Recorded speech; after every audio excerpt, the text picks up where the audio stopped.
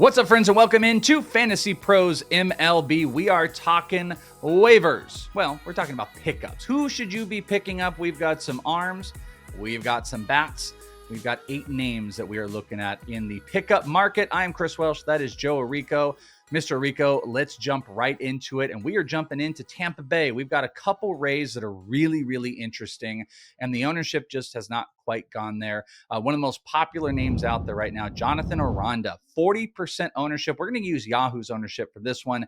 I think the rang of ownership is ESPN is the lowest. CBS is the highest, most active. Yahoo, I think, is the porridge right in the middle. So I think it's kind of a good barometer to take a look at. So we're looking at Jonathan Aranda, who has been getting some spots for cleanup with the Rays. There's just opportunities to be had. He's hitting over 400. He's got 3 homers. His baseball savant hitting profile is shoved all the way red into the corner. And that means he is barreling. He's hitting it hard, average, slugging, everything real and on the expected side is working in his favor. The question is, do you buy and believe that Jonathan Aranda is a player that should be picked up immediately? 40% ownership as we record this on Yahoo. To this point of the season, by WRC Plus, he is the best player in baseball. He's the best hitter in baseball, ahead of guys like Judge, Carroll, Tucker, all these guys. He has surpassed them. Will it sustain to that extent? No, but considering he's playing in a very hitter-friendly ballpark, he's got a good on-base percentage. He hits for a hell of a lot of power. The barrel rate last year was 16%. He's up to 21%. Even if he's at like a 13, 14% barrel rate, we could be looking at a 30 home run bat in this lineup. I'm kind of kicking myself for not being interested coming into the season, just considering the hard hit numbers that he put up last year. Pretty solid minor league numbers. I think that this is a huge breakout waiting to happen, especially in that ballpark. So I would be picking him up pretty much everywhere. The only dilemma is first base has been kind of crowded with hot names to pick up, but I think Aranda is pretty much at the top of that list. All right, let me give you a who'd you rather real quick. A very hot, popular name we've talked about, has had some flashes, but not consistency. Who would you rather have, Aranda or Manzardo? I think I would take Aranda. There are some formats where Manzardo is still just utility only, where you get the position with Aranda. I think you get the better ballpark, arguably a better lineup. I think those are kind of close, but I think it is Aranda for me there. It is fairly close, though. Yeah, I think he's right in that territory. There's another Ray that I'm really, really infatuated with. And, to the credit of like what Aranda's doing, Aranda just looks absolutely insane across the board. It's little Ben Rice-esque where you're like, holy cow, look at this hitting profile and we should be picking him up. And Ben Rice is no longer available. My choice here for a player that I really, really love and I think we should be looking up is Kameron Misner. Also, almost as we record this, hitting 400. He's hitting 395. He's got 3 homers, a stolen base, and over 700 slug and almost 1,200 OPS right now. In the world of the baseball savant, kind of telling us the underlying hitting profile, things are very high, not quite as high as Aranda, but they look really, really good. Hard hit percentage over 50%. He's got an almost 11% barrel rate, exit velocities, expected batting average. Those are all good. And he doesn't strike out. It's like a 16% strikeout rate, doesn't whiff a whole bunch. He's also getting opportunities to hit at a prominent spot in the lineup. I really like Kameron Misner, and he is at a tiny baby 15% on Yahoo. It's creeping up, but I think in 5 outfielder leagues, you've got to be looking at Kameron Misner. I think there's some tough decisions that could be had, and I don't think he's going anywhere. Even if Josh Lowe were to come back, tomorrow, which he's not, I think it would be Mangum that's going down. I think you're going to see Misner here. I'm a big buy on him, and 5 outfielder leagues, I think he is, 12-team 5 outfielder, you got to have him. But what's your take on Kameron Misner? I agree. In 5 outfielder leagues, I'm definitely into him. We talked over the last couple of days about how his minor league stats were very strong, roughly like a 20-20 potential guy. If everything goes right, like a 100th percentile outcome, he could be a 20-20 guy. Probably more looking at like a 15-15, but he's always had a great on-base percentage throughout the minor leagues, walking close to 15% of the time. We haven't quite seen that come around at the majors yet, but the strikeout rate that he had displayed throughout the minors was very high. And it's been pretty good. It's been at 16%. The swinging strike rate is only at 10%. There's a lot to like here. I just think a lot of people are playing in 10 and 12 team leagues that have 3 outfielders. In those formats, it's a lot harder to get him on your roster. Like up until a few days ago, Jung Hoo Lee was still available in a lot of places. Which Lars is Nootbaar, yeah, Lars Nootbaar is still only on 55% of rosters on Yahoo, and he is leading off, giving you good power and speed numbers. Like outfield is tricky. But I think any 5 outfielder formats, he is definitely in that mix for me. He should be considered roughly a top 50 or 60 outfielder the rest of the season, I think. Who would you rather have, Misner, or a lot of people bring up Josh Smith a lot, I see. Similar ownership. Who would you rather have, Josh Smith or Misner? I'd probably go with Misner. Smith is very Same. solid. He's like a Swiss Army knife, Willie Castro type, where he does a little bit of everything. He's eligible all over the place. I think there's a use for him, but I would really take the shot on Misner. How about a little bit of a tougher one, Misner or Gavin Sheets? Gavin Sheets has been playing DH for the Padres. We're seeing some good, good early production. Batting average is up right now. We know that's not going to stick. He's not going to be, even though he has a stolen base, he's not going to be much in the stolen base department. Who would you rather have, Sheets or Misner? I'd probably go with Sheets just based on where he is in that lineup. I don't think there's like a huge difference necessarily, but I think I would slightly lean towards Sheets. He's going to come back down to earth, but I think if you're talking Yeah. about the guy who's cleaning up, hitting around Machado, Arise, Tatis, Bogarts, it's a very, very enviable lineup spot for I him. think in the short term, like, it makes a lot of sense, especially I do feel long term Meisner might be the better fantasy player throughout the season, even though Sheets is on a better fantasy team, or real life team, of course. A couple others on the hitters. Jorge Polanco, 24% ownership.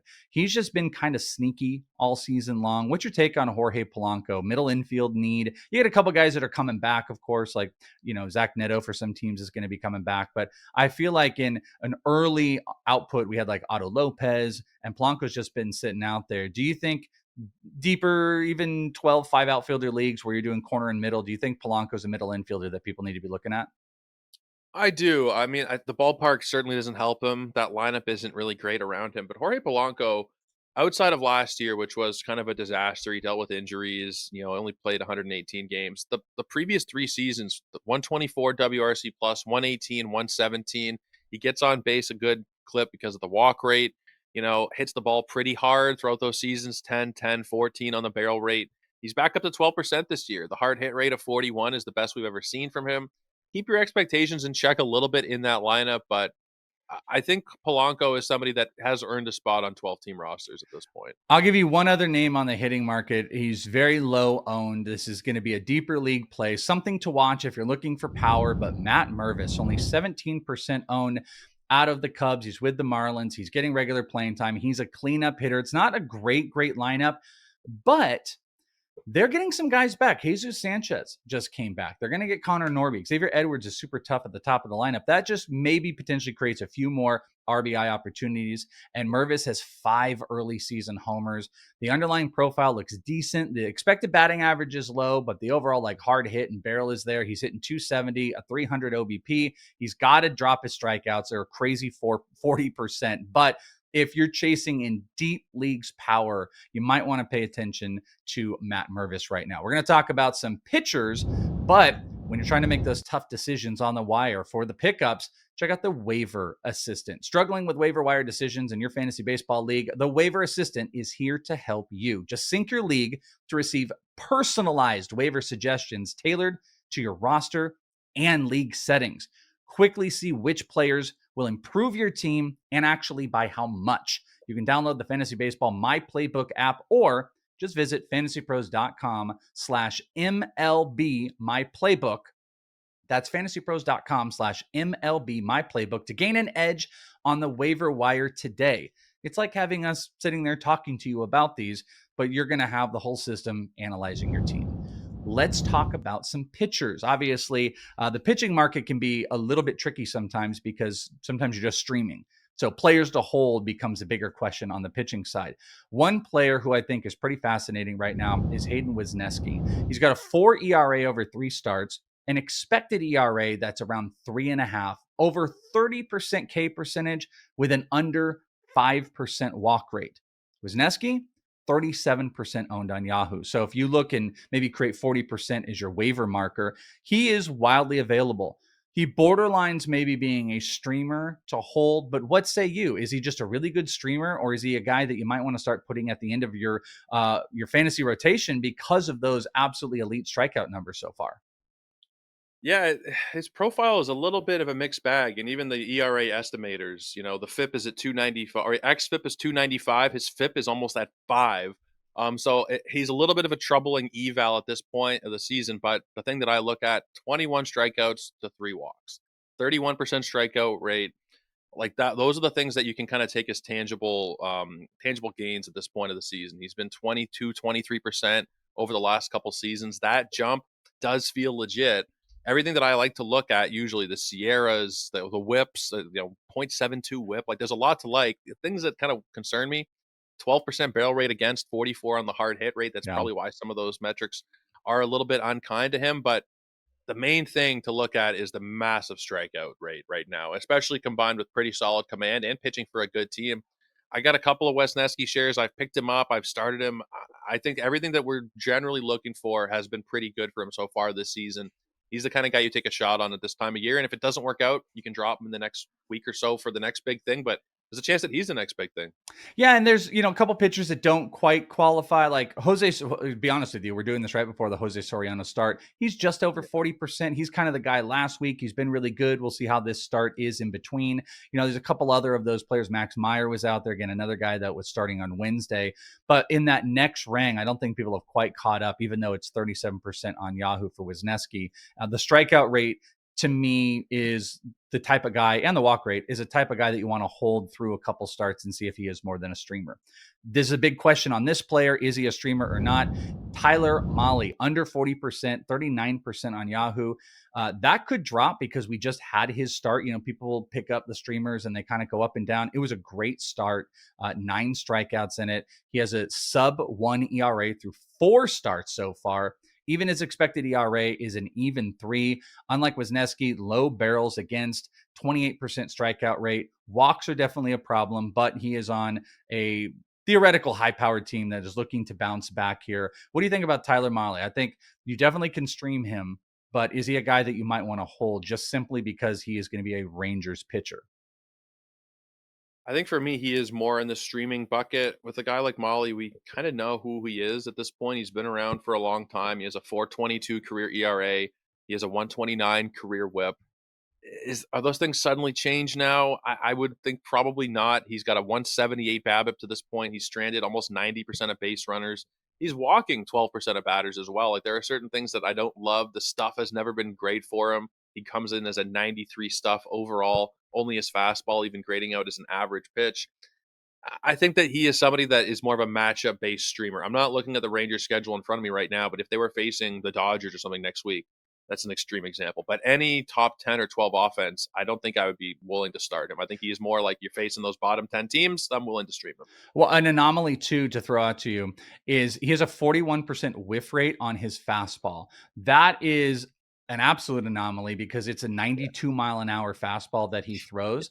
He throws a split finger, a slider, and a cutter. He has a 17% whiff rate on his split finger, which is his second most used pitch. So you're not going to, it's a little Chris Bubich-ish where, you have like high strikeouts on your fastball. That's not something that's going to maintain. So the strikeout numbers aren't quite there. So it'll be interesting to watch him, but low velos against exit velocities against everything but his fastball. So how he mixes it could be a big telltale sign, as well as the Rangers picking up their offense.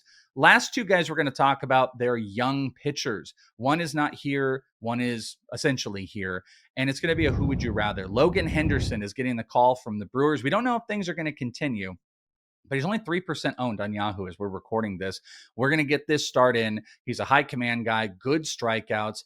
But you've got Tobias Myers, and you've got Woodruff coming soon. So can he hold on to a rotation spot versus Zebby Matthews, who did not get the call? And not only did David Festa get the call over him, they didn't even bring up Zebby. Zebby is actually higher owned, 18%, but just had a phenomenal start on Tuesday. Bunch of strikeouts. Fastball was hitting 99. If you're on the waiver wire and you're speculating in the rookie market, are you going Logan Henderson, who is low owned and just got the call? Or do you speculate on a guy like Zebby, who is definitely just a bad start from someone else away from getting the call in that big fastball? Both under 20% owned. Zebby or Logan Henderson, which one are you picking up? Zebby would be my call here. I don't know how long Chris Paddock has as a starting pitcher. I can't imagine it's that long. It shouldn't even be starting at this point. But I think Zebby is going to be called up within the next week or so. The minor league numbers have been terrific. 15 innings. He has 20 strikeouts to just 2 walks, a 1.80 ERA, 0.73 whip.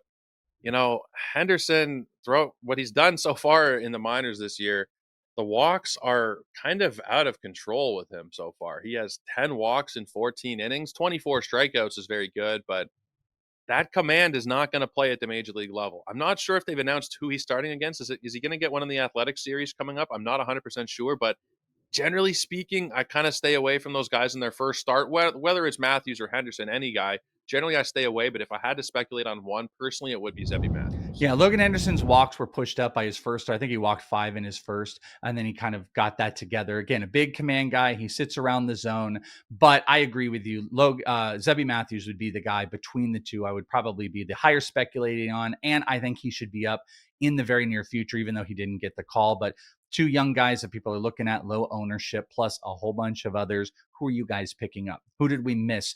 Who does everybody need to be getting off the waiver wire right now that is low owned? Drop it in the comments below. Also give you opportunities to win some great stuff. And you can go and check out, as we mentioned, the waiver assistant. Go beyond what we do on these videos, and you can have your league literally synced up, and it can give you personalized advice to who is out there and how it will help your team. All you got to do is fantasypros.com/MLB my playbook. For Joe Orrico, I'm Chris Welsh. Those are your pickups for the week. Thank you for hanging with us, and we'll talk to you next time right here on Fantasy Pros MLB.